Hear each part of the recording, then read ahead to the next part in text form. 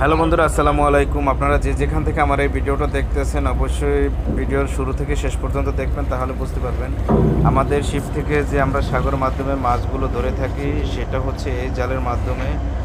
এই জাল দিয়ে প্রায় 10 মিনিট হচ্ছে সাগরে ফেলাইছি। দেখেন কি কি মাছ উঠছে, আশা করি দেখতে পাবেন।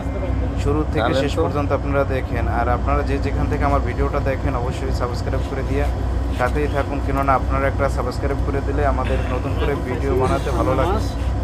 আসলে কি বলবো, মেরিনে থাকি বর্তমানে তো সেই জন্য মাঝে মাঝে ভিডিও তৈরি করি। তো দেখুন, একবার জাল ফেলানো অনেকগুলো রূপচাঁদা মাছ উঠছে, তারপর পুঁটি মাছ উঠছে, বিভিন্ন রকমের মাছ। রূপচাঁদা মাছগুলো বা চাষ করবো। দেখুন, আর আপনারা যে যেখান থেকে দেখেন অবশ্যই আমার চ্যানেলটা সাবস্ক্রাইব করে দিন। এই ইকুরিয়াম বলতে এখন বাদ দিতে রাখছি লবণ পানিতে, কিছুক্ষণ পর পরিশোধন করার পরে এই ইকুরিয়ামে রাখবো। তো যেখান থেকে আমার ভিডিওটা দেখেন দয়া করে আমার চ্যানেলটা সাবস্ক্রাইব করে দিয়ে সাথেই থাকুন।